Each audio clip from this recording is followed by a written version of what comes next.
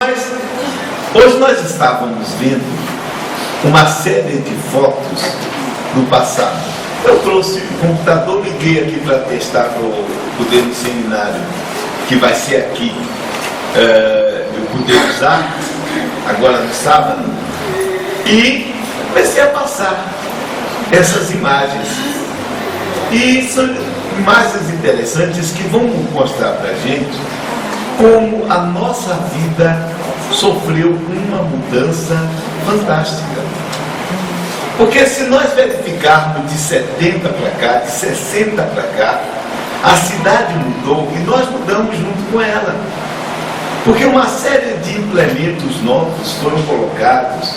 Antigamente nós tínhamos aqui armazém para fazer compra, fazia no livro, que era bom, os espanhóis eram o dono de armazém, e quando somavam a conta no fim do mês, somavam a data junto. O pessoal disse, isso era uma lenda que eles faziam a conta e eles somavam a data também, não é? Tinha, a pessoa pagava a data. Observem como mudou o mundo, a cidade, o mundo mudou, e nós muitas vezes não nos damos conta, porque nós vamos sofrendo um processo naturalmente, dia por dia, hora por hora. Só num momento desse, quando nós voltamos ao passado, parece que está uma zoada.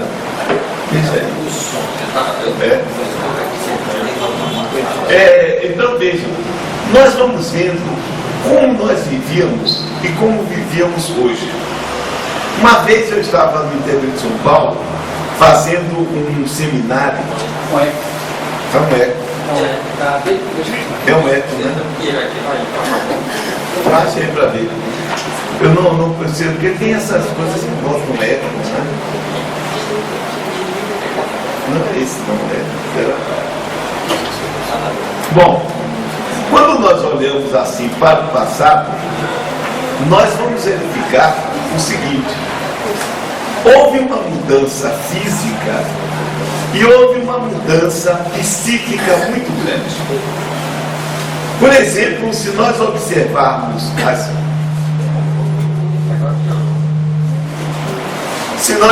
Alô, estão vindo lá atrás? Alô? Ótimo, então deixa assim.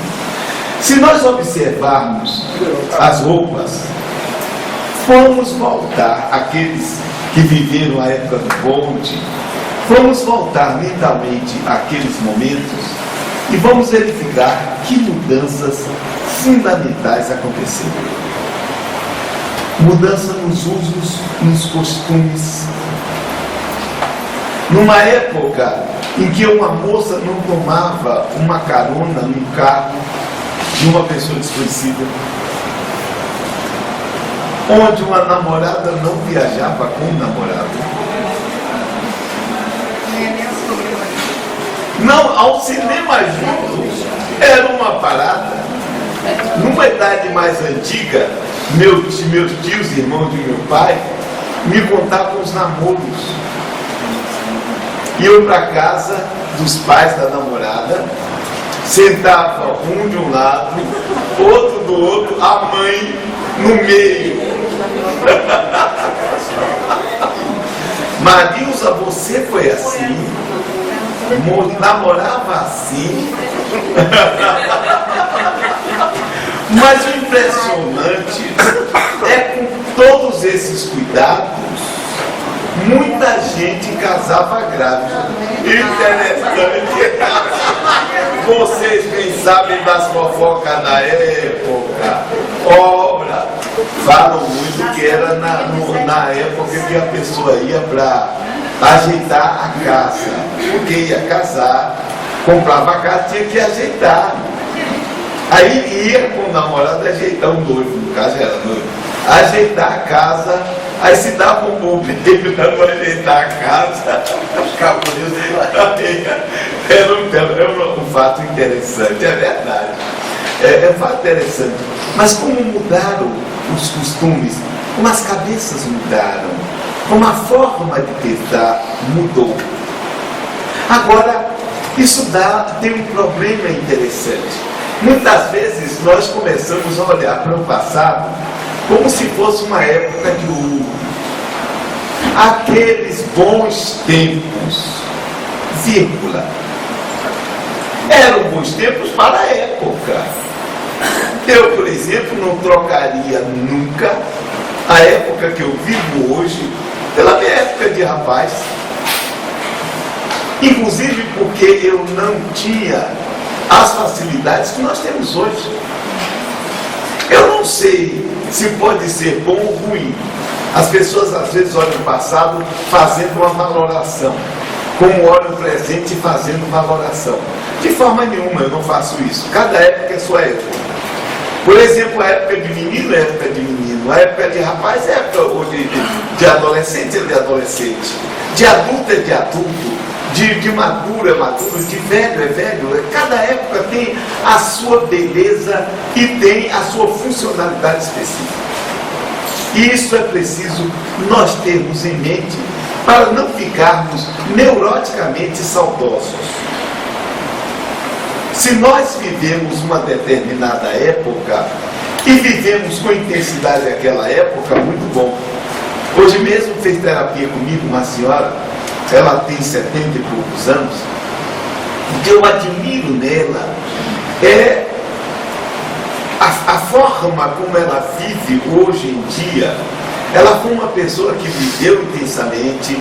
Ela disse, eu vivi, falava com ela sobre carnaval, ela dizia, brinquei um bocado, me diverti muito. Hoje ela não tem saudades porque ela viveu. Teve um casamento fantástico, e olha só, ela casou com quase 50 anos. Quase 50 anos ela se casou.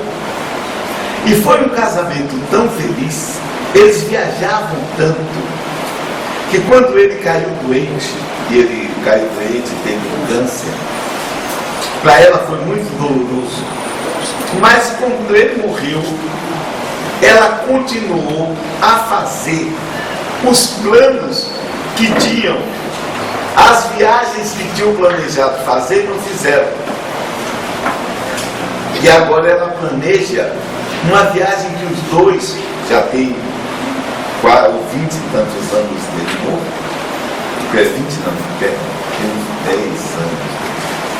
Eles viveram pouco tempo. E ela me diz o seguinte, eu vou fazer agora uma viagem que nós sempre planejamos fazer, pelas ilhas gregas. Então ela está se preparando para isso. Quer dizer, ela continuou vivendo. Ela também não ficou presa àquele tempo que foi bom. Ela viveu aquele momento e agora está vivendo outro momento. E ela está inteira, psiquicamente inteira. Ela é elegantérrima, se veste muito bem, tem um porte. Aquele pessoal do tempo que, quando ia para a escola, as professoras ensinavam a sentar. Sentavam erecta, coluna erecta, até pegar no garfo, a etiqueta de comer era ensinada. Então ela tem essa maneira de ser. Conversar com ela é agradável, porque você conversa com uma pessoa elegante, uma pessoa que sabe se portar, se sentar, se colocar. E a beleza dela, apesar da idade, não esmaeceu. Ela continua bela, porque ela conservou o espírito dela sem se macular com as dores, com os problemas, com as dificuldades. Ela manteve-se integral, que é algo que o espírito tem que manter. O corpo vai refletir muito o espírito. Vejam só, é claro que a idade vai chegando, os músculos vão ficando mais flácidos, a pele também, porque a velhice é um problema orgânico contra o qual existem muitos cientistas trabalhando. Existem experiências sendo feitas em várias partes do mundo por cientistas notáveis para diminuir os estragos da velhice. Se vocês observarem bem, o homem vem gradualmente ampliando o seu tempo de vida encarnado. O espírito sai ampliando. No tempo da pedra lascada, o tempo de vida deveria ser de 15, 20 anos, e olhe lá. E olhe lá. Na pedra polida melhorou um pouquinho. Deve ter ido aos 22, 23 anos. No tempo do Império Romano, a média de vida era 30 anos. 30 anos. Hoje, a nossa média de vida está além dos 70 anos. 70 anos. Vejam só. A mortalidade infantil nas épocas passadas era uma mortalidade imensa. Imensa. Até bem pouco tempo, século XVIII, os médicos não lavavam as mãos para cuidar de feridas, etc., porque não havia o conceito de micróbio.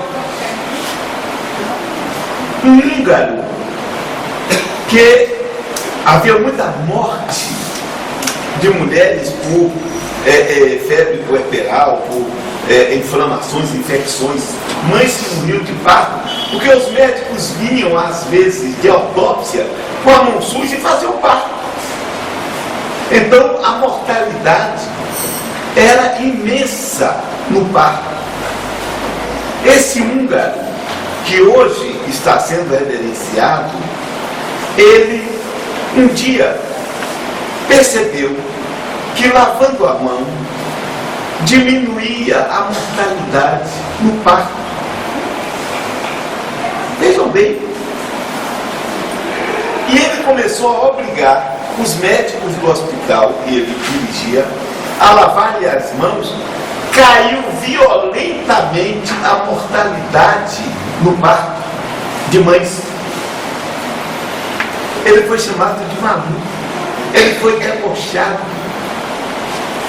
Morreu amargurado, foi posto para fora do hospital, porque a classe médica foi toda contra ele, dizendo que era um absurdo.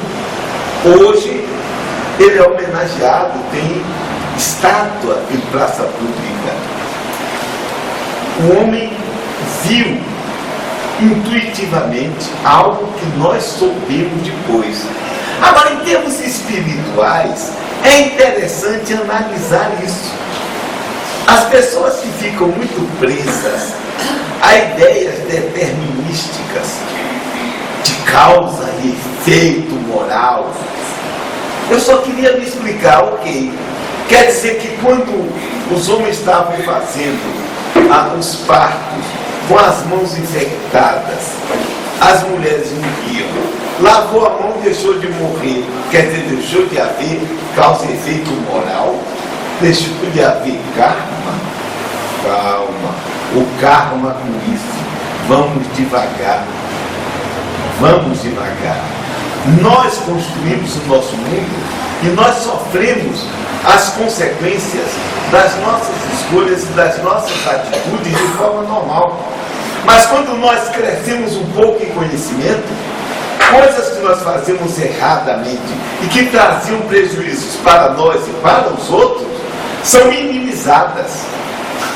Paris, no tempo do Rei Sol, e até algum tempo bem chegado, até próximo da Revolução Francesa, você passava pelas ruas, tinha que ter cuidado, porque podia tomar um linol cheio de terra pela cabeça, porque se jogavam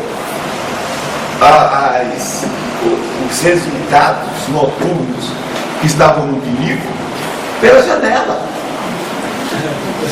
Paris era uma imensa favela, uma fedentina horrorosa. Então, muita gente morria por infecções. Os reis não tinham dente, as pessoas não tinha uma série de problemas. E observe que hoje em dia esses problemas acabaram. Então, o número de espíritos encarnados ampliou-se. Antigamente havia uma alta rotatividade, muita morte cedo. Aqueles que ultrapassavam certas idades eram indivíduos que tinham conseguido o prêmio olímpico de viver. Quando parava o coração já era. Fala-se muito em ressurreição. Jesus ressuscitou os mortos. Hoje os médicos ressuscitam toda hora. Nos hospitais, ou fora mesmo. O coração para. Aliás, diga-se de passagem, o coração é o órgão mais culhambado que existe hoje. Todo mundo futuro tira o coração, troca o coração, para o coração, fazem voltar para trabalhar, não é não, Paulo? A revelia, rapaz. Antigamente se dizia o coração no órgão novo.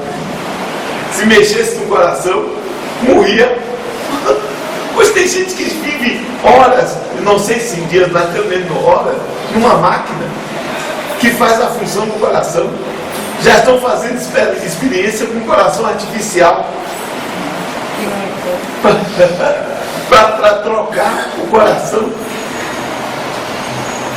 Veja que coisa. Então a longevidade aumentou.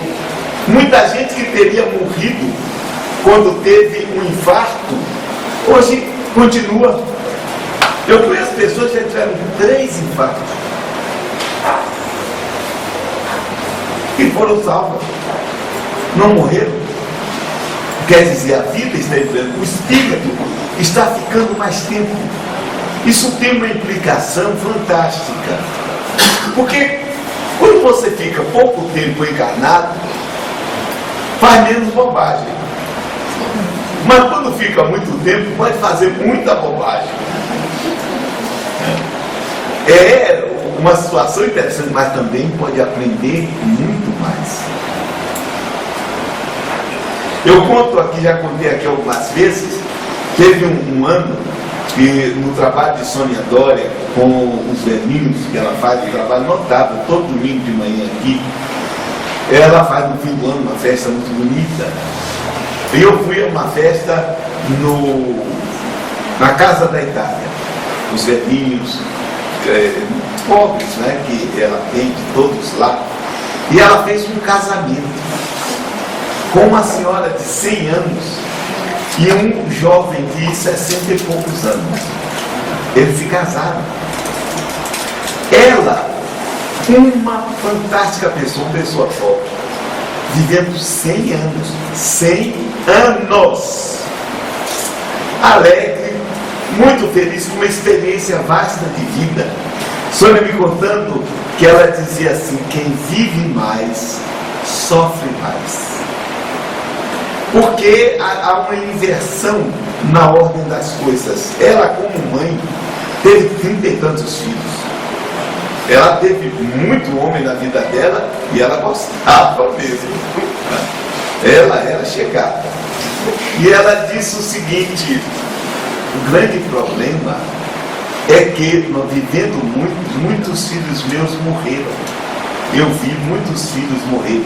E nada substitui um filho. Olha, uma mulher que já tem um caminhão de filho. O sofrimento dela, porque a ordem das coisas foi invertida. Antigamente, na ordem natural, os pais morrem antes dos filhos. Mas no caso dela, estendeu. E aí vem uma pergunta interessante no viver muito. Quando ela diz assim: quem vive muito, sofre mais. Mas o que significará especificamente esse sofrer mais? Vai muito da nossa visão de mundo, de como nós lidamos com as perdas e com os ganhos na existência.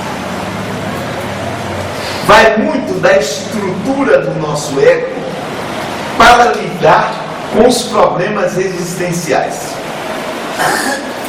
Nós, como espíritos, estamos encarnados, e nós já sabemos a priori que tanto nós quanto os nossos vão morrer.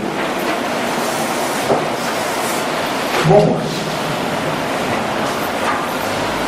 Eu me lembro do dia que eu fui procurado por um casal que tinha perdido um filho de 2 anos e meio. Eles me procuraram numa quinta-feira. Eu estava casado, minha mulher estava na UTI, já estava morta mental, o cérebro já tinha morrido.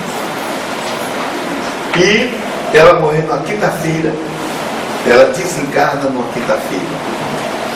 Na sexta-feira, na quinta-feira à noite, eles me procuraram, queriam conversar comigo, mas queriam na minha casa. Eu marquei, e eles foram na minha casa no domingo de tarde. Então houve desencarne na sexta-feira, 15 de abril de 1982. Quando eles chegaram para falar da perda do filho, eu disse para eles: olha, se vocês tivessem conversado comigo há um tempo atrás, a minha conversa seria teórica, porque ninguém ligado a mim tinha um filho. Agora, a minha conversa com vocês é de igual para igual, porque eu sei o que é a perda de alguém. Você e a pessoa morrer e enterrar esse alguém. Então, nesse momento, eu tinha um conhecimento de causa. Mais tarde, quando uma filha minha morreu com 11 anos e 8 meses, eu adquiri uma outra experiência. E aí eu posso conversar com quem perdeu um filho de igual para igual. A experiência da vida me deu isso. Mas eu lidar com a vida e com os problemas da vida? Bom, no meu caso, a doutrina espírita me deu uma visão muito positiva, não só a doutrina espírita, porque não é uma coisa teórica. A minha mediunidade também me deu o lidar com espíritos, a ver algumas vezes espíritos, a conversar com eles, a ter uma descrição do mundo espiritual. Momentos, e eu me lembro até hoje de um momento que foi para mim mágico, porquanto eu precisava ter uma conversa de homem para homem, o problema que eu estava passando, e eu ia passando pelo Campo Santo, meu pai já tinha morrido, e eu resolvi conversar com ele. Mas eu ia até a sepultura dele para conversar. Eu vinha pensando, parei o carro no Campo Santo, saltei, quando eu cheguei na porta, ele me apareceu. Na porta do Campo Santo ele me apareceu. Como é que ele surgiu? Eu digo, meu pai, como é que... Aí ele falou comigo, e aí eu percebi que o cara da flor, que vendia a flor, estava olhando para a minha cara com os olhos arregalados. Aí eu digo, deixa eu ficar no pensamento só, porque ele vai captar. Aí eu fui entrando, ele colocou a mão no meu ombro e eu coloquei para ele o problema. E ele me orientou, aquela orientação de pai para filho. E foi tão bacana, porque isso daí, duas coisas acontecem. A pessoa perdeu o corpo, mas continuou. E pode me orientar, pode dar aquela orientação de pai. Depois eu mandei ao cemitério, fui ver a cova, a campa, que ele foi colocado no arquivo morto. Não é? Não precisa de arquivo morto. Ele tinha sido colocado na parte de baixo do Cardex, do arquivo morto. E o que eu geralmente não vou ver os meus mortos no cemitério. Essa foi uma exceção por alguma coisa. Quando eu cheguei lá, que eu olho, não vi. Tinham roubado o mármore. O povo rouba tudo. Roubaram o mármore. Aí eu cheguei em casa e disse para minha mãe, o mármore da cama de meu pai, ela providenciou botar outro. Eu nem sei porque ela providenciou, mas talvez para ficar lá o nome, alguma coisa assim. Então, mas olha, o importante, tendo essa visão, a minha, não só essa, várias outras, a oportunidade de conversar com o Espírito, de você vê-lo, de ouvi-lo. Não é simplesmente feito esquizofrênico, nem que está em delírio, que é completamente diferente. Né? Esquizofrenia, eu trabalho com isso, com pessoas que são esquizofrênicas, com pessoas que são alucinadas, são coisas totalmente diferentes. Mas o que é que isso nos dá? Uma condição de observar a vida de uma forma diferenciada. Você vai dizer assim, como pessoas já me disseram, mas você é privilegiado, não sou não. Não. Porque cada um de nós tem condições de, se não ver diretamente, de receber as informações indiretas, mas para isso terá que estudar o fato, terá que se dedicar a alguma visão, alguma coisa. E tem que dar atenção aos fatos que acontecem no dia a dia da existência. Muitos fenômenos transcendentes acontecem com as pessoas e elas simplesmente ou não percebem ou não dão valor. Por quê? Porque nós fomos acostumados a uma filosofia negativista. Quando nossos filhos começam a conversar com amiguinhos que você não está vendo, eu não aconselho a se incentivar. Mas se você está vendo o caso, há um amiguinho, como aconteceu com meus filhos, ele está fazendo o quê? O nome, ele me diz o nome, é assim, está fazendo isso. Você vê que é um espírito, não é uma criação mental. Tenho uma amiga que ela nasceu em circunstâncias muito difíceis. A mãe dela tinha um problema mental e desses problemas mentais que não causam mal a ninguém, logo ninguém bota em sanatório, etc. E ela pequena, criada por aquela mãe que tinha uma irresponsabilidade muito grande, a mãe trancava ela em casa e passava o dia fora. E ela ficava sozinha em casa. Já estava com 5 anos, sozinha em casa. E ela disse assim, um dia me apareceu um garoto. E nós ficávamos brincando um dia inteiro. Com 2 anos, ele aparecia e brincava comigo. Todos, minha mãe saía, ele vinha, sentava, me disse o nome dele. Um dia ele disse para mim, eu não vou vir mais. E ela disse, mas por quê? Ele disse, porque eu vou nascer. Olha, isto uma menina que não sabia de nada de espiritismo, não tinha nenhuma religião. Nada, ninguém está me ensinando a ela isso. Quer dizer, ele virou para mim e me disse isso. Eu vou nascer. E desse dia em diante, eu não vi mais. Nas vidas das pessoas, isso acontece tanto. Uma outra me contou um fato, ela não era espírita, não sabia nada de espiritismo. E ela me disse assim, Djalma, um dia eu tive um sonho com um rapaz que eu conhecia há algum tempo, eu acho que ela teve algum entrevero com o rapaz, mas tinha perdido o contato. E eu tive um sonho em que eu estava num local que era a casa dele. E ele conversando comigo, ele disse assim, olha, fulana, eu estou com um problema. O pessoal da minha casa não está falando comigo. Eles resolveram me ignorar. Ela acordou com uma impressão tão grande que ela foi na casa do rapaz.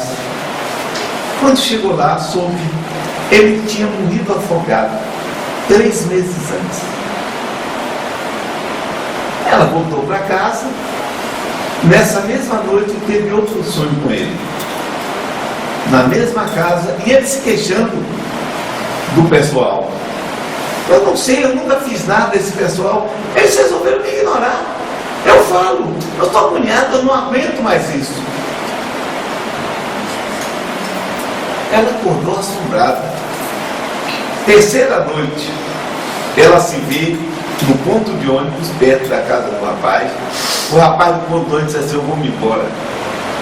Eles não querem mais falar comigo, estão fazendo isso comigo, eu nunca fiz nada, sempre tratei todo mundo bem, e eles estão assim comigo, eu vou me embora, não quero saber mais dele. Chegou o ônibus e ela subiu com ele no ônibus. Quando ela sentou com ele, uma voz disse assim: diga para ele que ele morreu.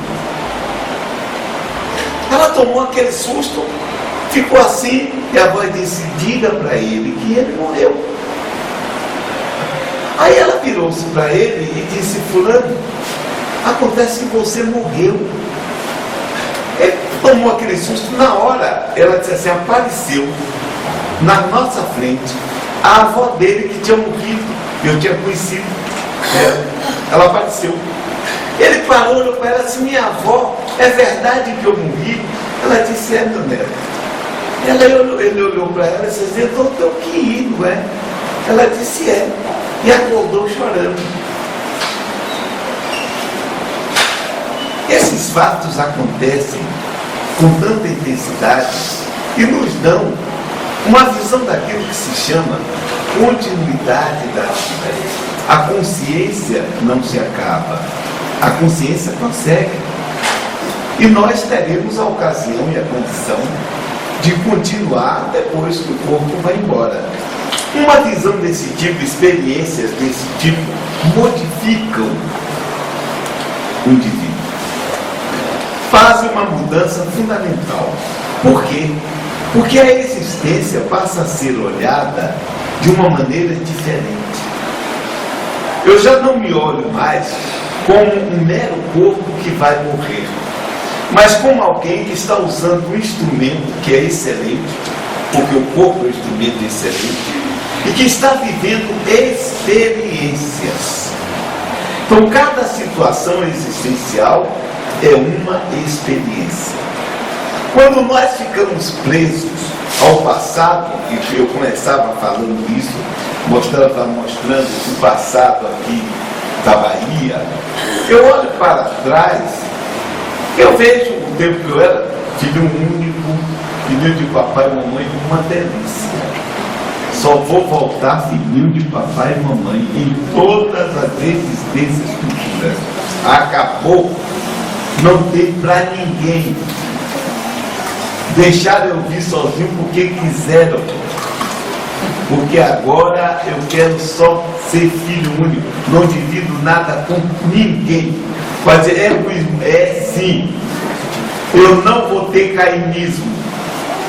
Não vou ficar chateado com o irmão porque a mãe deu coisa para ele e não deu para mim. Essas brigas que ficam existindo, eu quero saber disso. Eu não tive esse problema. Quando meus pais morreram, não teve briga por eles. Olha que tranquilidade. Por isso, inclusive, até antes de minha mãe morrer, muito antes, eu tomava dinheiro emprestado na mão dela e não pagava. Aí eu tinha uns colegas meus que diziam: mas isso é um absurdo, você toma o dinheiro da mãe de sua mãe e não paga. Eu digo: a minha herança é que eu estou tomando por antecipação. Só vai deixar para mim mesmo. Não vai ter para mais ninguém.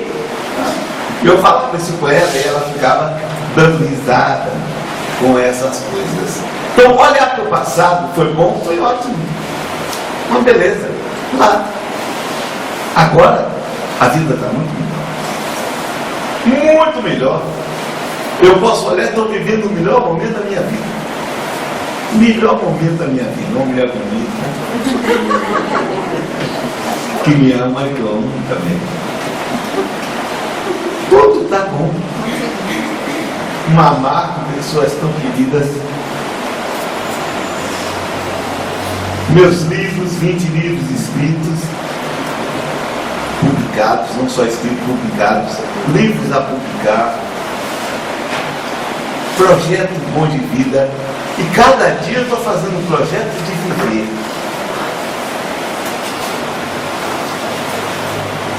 Estou sempre pensando em viver. Viver é a melhor coisa do mundo. A vida é uma oportunidade permanente. Tem coisas ruins na vida. E que o que é ruim passa. Isso eu devo muito dessa mentalidade à minha mãe. Ela me ensinava através de uma coisa chamada anexins. Sabe o que é isso? Sabe o que é um anexim? Sempre que eu vou botar a banca de vez em quando, vou botar como eu sou burro. Anexin é um outro nome para ditado. Ditado popular.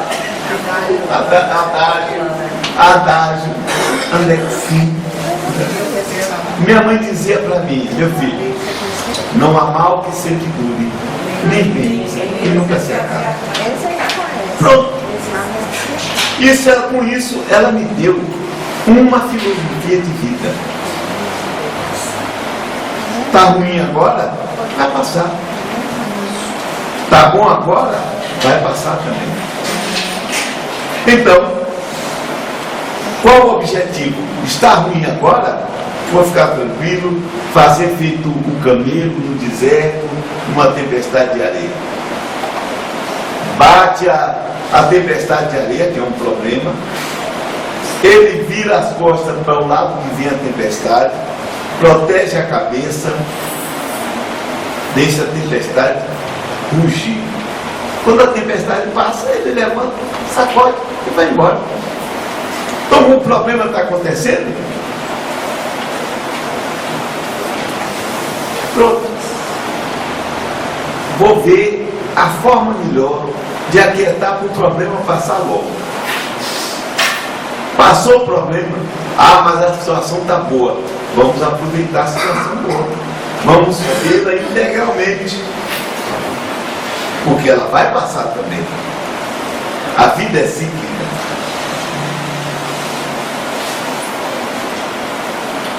Eu vi uma amiga com um problema sério.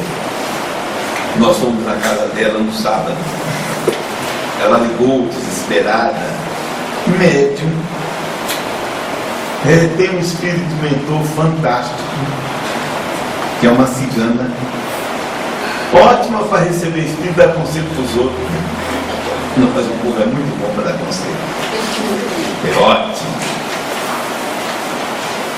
Aí foi fazer o exame. O médico disse que ela estava com uma suspeita. Ela está com 2 nódulos. Nódulo no seio, nódulo aqui. Que podia ser canceroso. Ela estava desabada. Eu digo, o que é que ela tem feito com esse contato com o mundo espiritual? Mas isso é um choque. Sim, tudo bem. E daí? E daí? Você está dizendo isso porque não tem? Estou me lixando. Estou me lixando. Com sinceridade. Já enfrentei diversos problemas na vida, estou me lixando do que vem. Vai chegar para mim, você está de câncer. Não serei o primeiro nem o único. Por que não eu? Porque tem pessoas que perguntam logo assim: por que isso aconteceu comigo? Eu digo sempre: por que não aconteceria comigo? Se pode acontecer com qualquer pessoa, por que não comigo? Eu sou, que privilégio eu tenho? Bom, e o que é que ele vai dizer? Eu digo para o médico: vem cá, o que é que pode fazer? Não, se você fizer um tratamento, sim, eu tenho uma probabilidade de quanto tempo? 3 meses. Eu digo: vai tomar vergonha na cara? Eu quero analgésico. E vou dizer para o povo lá em cima: vocês querem que eu continue? Se virem. Se virem. Porque eu já vi que quando que se quer, quando eles querem, eles fazem. Aqui frequentando o centro, tem uma amiga minha que veio de Ilhéus para cá, e que um dia ligou para mim, o médico, ela também facilitou, porque ela andava brigando com o marido. Tem umas mulheres que são doidas, briga com o marido e se liquida. Ela ficou 5 anos sem fazer preventivo. O marido meteu no HPV, ela não percebeu. Resultado, o câncer. Quando ela fez o exame, estava com metástase, pouco tempo. E eu me lembro dela desesperada, falando para mim no telefone. Ela falou: para com isso, porque desse câncer você não pode. Vai fazer o tratamento, você não vai morrer desse câncer. Fique tranquila. liguei para duas amigas dela, que era assim, não dê acolhimento. Pau, quando ela vier querendo colo, não dê colo. Ela levou sozinha uma barra, levou sozinha um ano e tanto, fazendo tratamento, fez tudo, né? Até hoje, sabe quando foi isso? Para mim, ela está em remissão, tranquila, até hoje. Por que eu disse isso? Porque na hora eu tinha percebido. Naquela hora, algo me falou, não vai descer. Nós, às vezes, passamos por problemas porque simplesmente nós nos entregamos. E porque nós não temos algo a oferecer. O que seria esse algo a oferecer? Uma amiga minha teve um problema sério. Estava à morte. E ela tinha feito um estudo. Ela, aos 50 anos de idade, resolveu mudar a vida dela. Resolveu estudar psicologia. Ela tinha feito terapia comigo. Começou a tomar umas outras atitudes na vida. Começou a estudar. Formou-se em psicologia. Aí, um dia teve um problema, era uma doença séria, o médico disse, não tem jeito, vai morrer. Eu me lembro que eu estava numa reunião e fiz uma prece. Minha prece foi o seguinte, olha aqui, fulana, morrendo agora é uma estupidez. Porque uma pessoa que faz o esforço que ela faz, que consegue mudar a diretriz da vida, que se volta para o estudo da alma humana e, portanto, da própria alma, que tem um objetivo de vida nessa idade, desencarna para começar de novo, vocês não são burros. Porque é assim que eu converso com ele lá em cima. Larguem de burrice. Vamos dar a ela uma chance. Existe uma coisa chamada prorrogação de existência. E ela tem todas as condições para continuar. Porque ela está fazendo o esforço. Não morreu. Está até hoje. Às vezes na vida da gente nós não temos argumentos para apresentar. Porque também nós passamos muitas vezes uma vida absolutamente vazia. Sem objetivo, sem ideal. Essa moça deu um objetivo à vida dela. Os filhos já estavam crescidos. Ela fez inclusive psicologia junto com uma filha. As duas estudaram na faculdade. Então, como é que de repente a pessoa vai e desencarna? E eu conversei com ela, eu digo, larga de ser burra. Você tem uma chance. E a chance da sua vida é aproveitar agora o esforço que você fez para quando você sair efetivamente dessa, você sair numa condição que você possa influenciar efetivamente nas suas próximas existências.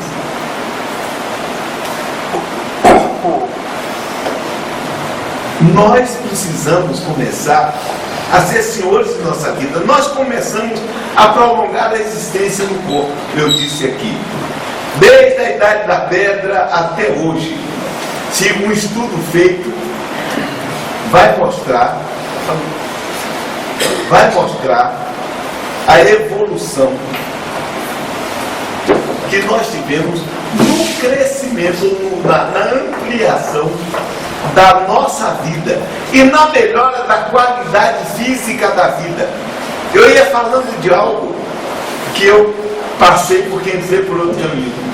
Eu estava uma vez no interior de São Paulo, já falei isso aqui, fiz um seminário sobre Jesus de 15 horas. Foram uma sexta de noite, 3 horas. Fiz sábado de manhã, sábado de tarde, domingo de domingo de tarde. Foram umas 15 horas de seminário sobre um assunto que era sobre Jesus. Também futucamos a vida dele, como ficou. A certa altura eu falava com o pessoal sobre a necessidade de metanoia, da mudança da mente. e mostrava como a nossa vida mudou radicalmente. Radicalmente. As facilidades da nossa vida atual e como nós tínhamos deixado de trabalhar tanto e por isso estávamos com problemas psíquicos. E isso é claro, isso é evidente, porque nosso trabalho físico, braçal, diminuiu drasticamente, porque as máquinas estão fazendo por nós muita coisa. Até os médicos já estão caindo na preguiça porque estão inventando computador para fazer a operação, eles ficarem só observando. Mas o trabalho foi diminuindo. E aí eu me lembro que ele disse assim: dona de casa, hoje em dia é uma festa. As donas de casa me notaram. E tinha umas que já eram assim lá do tempo naquelas fotos. Aí eu digo: vocês estão falando de trabalho? Por quê? Como era que você encerrava a sua casa? Você era parquetina? Hein? Fica aí. Com aquele escovão desgraçado. Como é que você faz hoje? Passa o paninho. Vai comparar? Lavar roupa. Sim, lavar a roupa com no tanque. E foi. E aí eu peguei ela e disse: o quê? Vamos ver uma coisa. Você vai contar que pegou a dela. Ela vai dizer, ela leva coisa. Conte como era que você preparava uma galinha. Pronto. Só bastou isso. Quando ela começou a falar, desde o fio que era pegar a galinha no quintal, trazer, arrancar a pena aqui, bater, botar a cuia embaixo com vinagre, cortar e ficar esperando o sangue descer todo. A água já estava fervendo no fogo para mergulhar a galinha e arrancar as penas. Arrancar as penas todas da galinha. Depois acender o fogo e passar para tirar os talos das penas. Não, mas eu ia matar. E no final da coisa, aí começava a preparar a galinha. Eu digo: quanto tempo você levava nisso? Para fazer uma galinha? 2, 3 horas? Ninguém aqui fazendo. Eu digo: mas eu dou uma vergonha. Aí digo: e hoje? Você já compra até a galinha pronta? Olha a bola, se quando compra pronta, compra com termômetro para saber o tempo que vai cozinhar. Homem, vergonha. Ou, se não quer, já telefona para um restaurante e manda vir a comida. Aí o que foi que aconteceu? Um fenômeno que as pessoas não param para observar. Vão para aquele tempo. O pessoal é mais antigo. Mais do que corria a vida. Procure naquela época quantas pessoas na família de vocês com problemas existenciais. Vá, procura. Quem trabalhava não tinha tempo de ter problema existencial. Como o pobre não tem tempo de ter problema existencial. Tá? Hoje, depressão. Oxe, quem é que tinha tempo para ter depressão? Só rico. Rico tinha tempo de ter depressão. Classe média e pobre. Como tinha depressão? Observaram que depois da guerra, depois de 1970, como aumentou o número? Quando se trabalhava com aquelas máquinas de tchacaca, não tinha lé. Hoje, na datilografia, aquelas máquinas que batiam dentro de puf. Hoje, que o computador se toca o dedo, ai, estou de lé. que é que houve? O que é que houve? Nós fomos empurrados para o psiquismo. Nós passamos a ter tempo para pensar. Só quem tem tempo para pensar tem problema. Por quê? Porque com tempo para pensar, você começa a pensar na vida que você levou, na infelicidade com quem você casou, no filho miserável que você tem, no namorado que você queria e não teve. Mente desocupada, oficina de Satanás. Aí tem tempo de entrar em contato com suas frustrações. O mal do século é esse.